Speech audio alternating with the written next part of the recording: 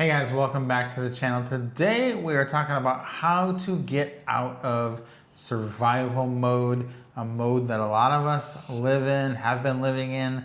We were in it for many, many years. I know some of you are in survival mode. So we're going to talk about how to get out of that mode and how to transition into thriving mode today on the video. You know, it's funny because not everybody knows this, even though we talk about it here on the channel on other videos. But you may be new to the channel and you don't know these things. But a lot of people, not a lot of people, sometimes people will comment things like, yeah, this is all well and good. You can do this because you don't have kids, or, you know, you come from money, or you had money, or you had a lot of savings, blah, blah, blah. All of those things are wrong. We'll talk a little bit about our background. We came from survival mode, constantly survival mode. Early on in our marriage, we were working for nonprofits. You know how that goes. We weren't making a ton of money. And we were donating a lot of time and efforts, and you don't have those 401ks. There's obviously no pensions and really not a lot of benefits. So things were really challenging. And then we had our kids, and you know how much that adds to it as well. And it just felt like we were living paycheck to paycheck forever and ever. And then when we finally started, kind of making headway, it just felt like then we were still paycheck to paycheck. And I'm like, but we're making way more now. How are we still living paycheck to paycheck? Because so tired of living in survival mode. It gets old really, really fast. Yeah, I do remember a lot of times, like, just core memories are of some of the bad things that happened to us. And for some reason, I remember driving around, and like, we used to have back in the day, you probably experienced this too, where your tires would be, getting a little flat, getting a little bald, and you could see kind of the metal sticking out of them. And there'd be people like just selling tires on the side of the road. And we would actually go, that's how we would get our tires changed. $15, someone would put a new tire on it for you. Of course, it was practically bald too. So another month later, you'd need another one. So, but those are the kind of things, like when you're living paycheck to paycheck, that you do, because you can't afford to go in and get $400, $500, $600 worth of tires. I mean, that's ridiculous. So you put a $15 tire on, it's going to last you a month, and then you got to do another one. And that's just, I remember pulling over with the kids in the car, even saying, we need to get new tires, this thing is going to be bad. And that's a struggle that's real for a lot of us. I know that it's real for a lot of you. So we're going to talk about how we made it out of that struggle, how we got out of that wheel. And it really happened for us once our kids went to college. We decided actually to just stop struggling. And that's the thing. You can pretty much decide, we're not doing this anymore. Whatever it takes, we're gonna do something different. Because the same thing, if we had just kept doing the same thing, we'd be doing it till we were 80, because there was no progress. There was never any month where we're like, wow, really made an extra $5,000 this month, and we can put that into some savings. Like, it just wasn't there. And so it was never going to be there. So we made a couple of really drastic decisions when our kids went off to college. And the first one was we sold our house. The second one was we sold everything. That was a pretty wild decision. And literally every single person that we knew, family, friends, even strangers, told us, you're out of your mind. You are doing something absolutely insane. This is wrong. You've totally messed up. You cannot do this. This is not going to end well. Yeah, but we had done the math on it, which they, in the 10 seconds that they used to judge us, had not done the math. We added up all our bills. You could do this tonight if you want. We added up, because we were paying the bills one day, and we're like, here's all the bills. This is everything we pay in a month. It's like $7,000. And we said, what if we didn't own anything? What if we owned nothing? How many of these bills would go away? It was almost all of them. If you don't own any cars, you don't have to pay for oil changes. You don't have to pay for gas. You don't have to pay car insurance. You don't have to pay for tires on the side of the road. If you don't own a house, you don't have to pay for the electrician. You don't have to pay air conditioning. no heating bill, no water bill, no HOA fees. Almost every single bill went away. The only ones we could find that we would still need to pay were basically food and some other things, that just some other small things. And so we started to look at it and think, if we actually just sold everything and started from zero, that would be such a breath of fresh air.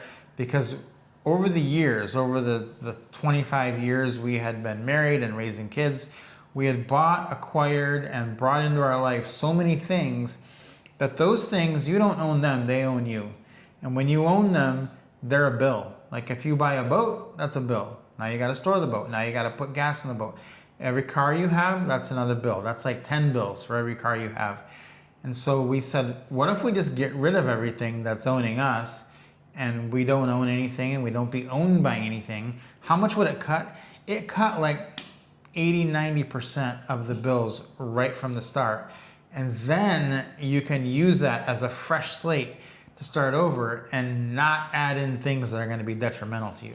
Yeah, because even if you own something outright, you still owe something to it. You have to protect it somehow. Let's say our home. So we didn't have to have insurance because we owned it outright, but why would you have a house and not have insurance for it? That's insane. Same thing with cars. We owned them outright, but guess what? You have to have insurance per usually every state, almost every state I think has, laws in place where you have to have insurance. We happen to live in one where you had to have it. So even though we owned the car, we still had to have insurance. And like you said, don't even get me started on all the maintenance involved with that. And the same thing with your home. And then on top of that, if you own a home, guess what? If you're in a neighborhood, you're paying HOA, and every time they throw a letter in your mailbox, you got to do whatever the letter says. So all of these things own you, regardless of if you owe money on it or not. They still control you and control where your money goes. They also control where you are, where you're living, because you own a house, you own cars, you own all this stuff.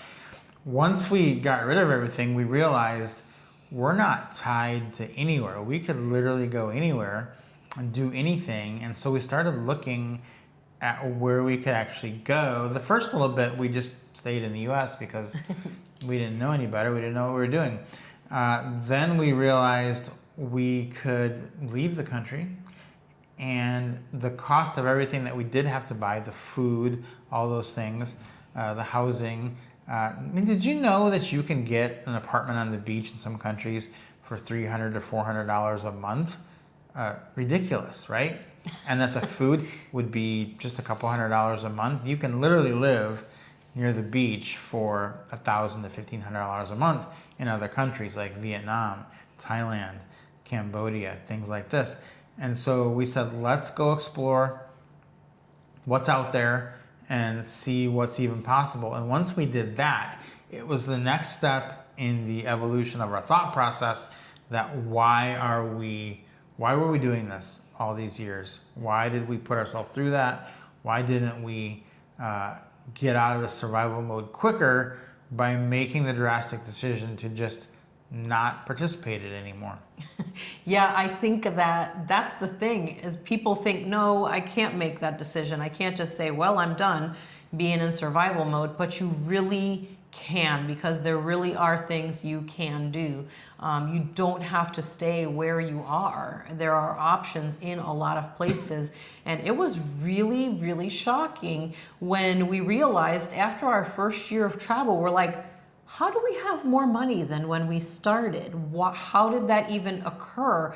And we started looking back at the trail of money, and we were like, we started our budget at half what our budget was when we lived in the US and had a home, 3 cars, all the fixins, if you will.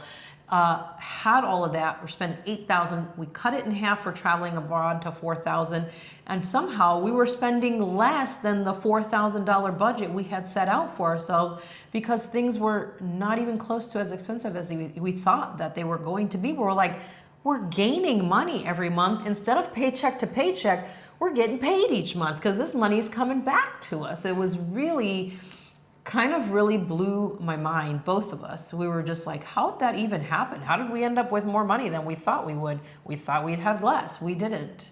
Now, a lot of people will say, but you had YouTube channels and you do need to have an income to do this. You can't just travel, and have no money, no income. You do need to have that. But the truth, that's not the truth. We did not have any monetized YouTube channels when we started traveling. In fact, we didn't start our travel YouTube channel until about a year after we sold everything and left. When we did this, we were living off of money I was making doing photography. That's what people don't know, is that we were just doing that, and it was just kind of like side odd things I was doing, and some stock photography sales I was making. So it's not like we didn't have that safety net of YouTube. We actually figured out once we were traveling, hey, we should just do YouTube. Allie actually started doing it because she was bored while I was editing some pictures, and she thought, I'll do this, and it turned into even more income. But that was not the plan when we decided to do it. The plan, you do have to have a plan, but our actual backup plan was never YouTube when we started. Our backup plan was we figured we could just teach English as a second language if if I didn't make enough money doing photography or whatever we were going to be doing. And that was just the plan. Just we saw some foreign schools we could teach at if we needed to, and we figured when you work for one of those, they provide you with housing and they give you a salary, and we thought that would work. If they're paying us our salary and they're paying us housing, we'll be able to actually put a little bit of money away every month, and that was the backup plan. So the backup plan was never YouTube. YouTube just kind of happened, and it is amazing, so you should definitely do YouTube.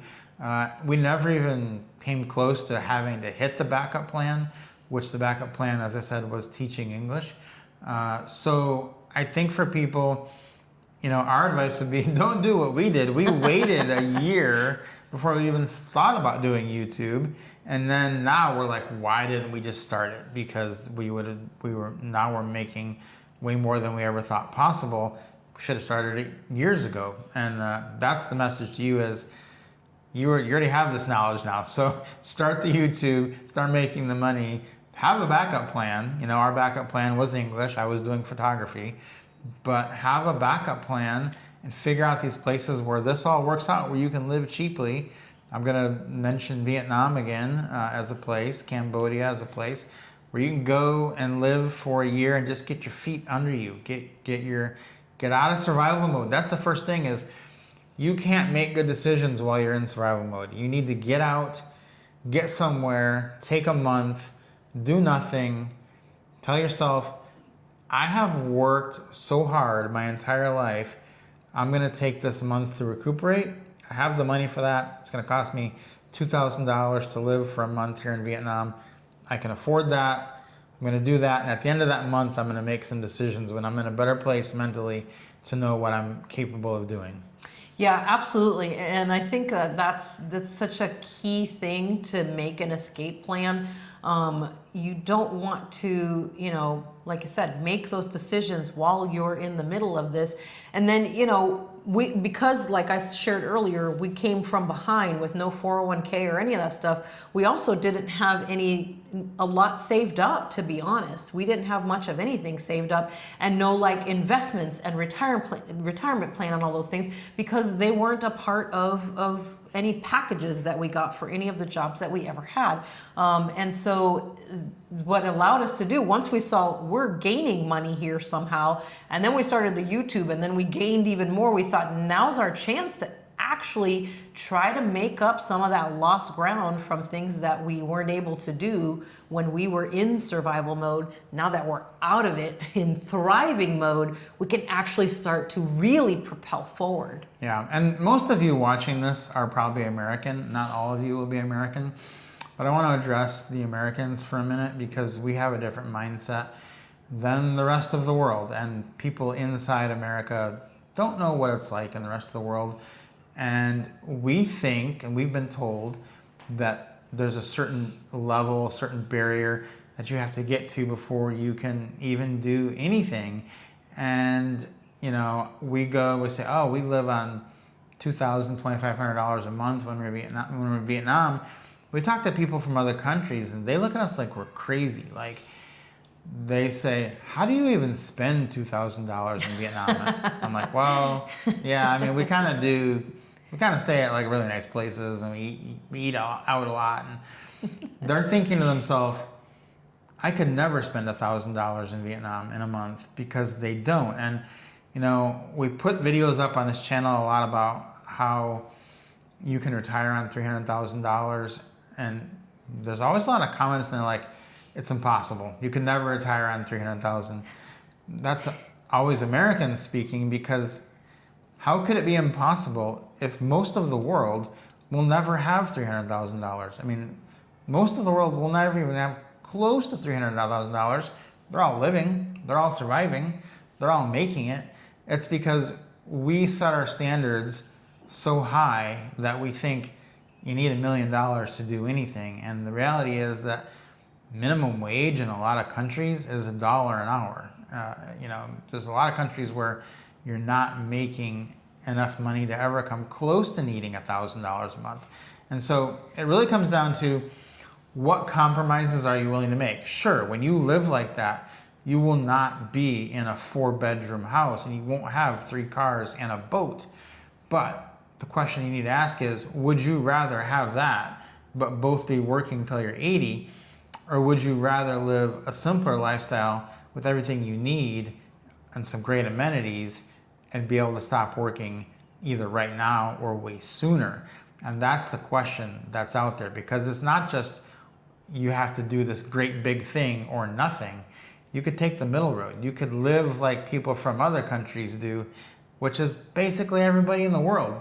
And so I kind of laugh when people say you can't live on 300,000. Nobody has 300,000 in the rest of the world. You know, sure, there's a few countries where the people make a lot of money, but in general, most people do not have that kind of money. They're all living. They're not worried about retirement. It's just going to work out because it's cheap. And so that's the thing you need to look. I'm not saying be irresponsible, but I'm saying look at your options and look at what's going to be best for your life. That's why we had a backup plan. Our backup plan was teaching English, because we knew that on the money those schools provided, we could easily live for as long as we needed to teach. Yeah, and I think you hit the nail on the head here. The key thing is putting your American mindset on airplane mode and thinking outside the box, and thinking a little bit differently and seeing things from more of a world perspective and world view. And boy, do things change when you start to see things a little bit differently like that. It really makes a huge difference. And you know, it's tough because we know people who are in survival mode, and it's so challenging. And it's, you know, again, we were in survival mode for years and years and years and years. And it just really drains you and it grates on you, and it's really skews your mindset. So you do have to find a way to set those things aside and be able to look at what some options are to finally get out of survival mode and get into thrive mode. Yeah, it is true. And, you know, things are only going to be harder in the future for people that are in survival mode. I mean, it used to be people that were in survival mode were the people making $40,000 a year. Now you've got people making $100,000 a year that are still in survival mode, maybe even $150,000 a year, still in survival mode. That's ridiculous. That's a failure of the system, and it's a system that I want to get out of if that's the way it's going to be happening. So we do have a whole community of people who are living like this in our Retirement Travel Jumpstart community.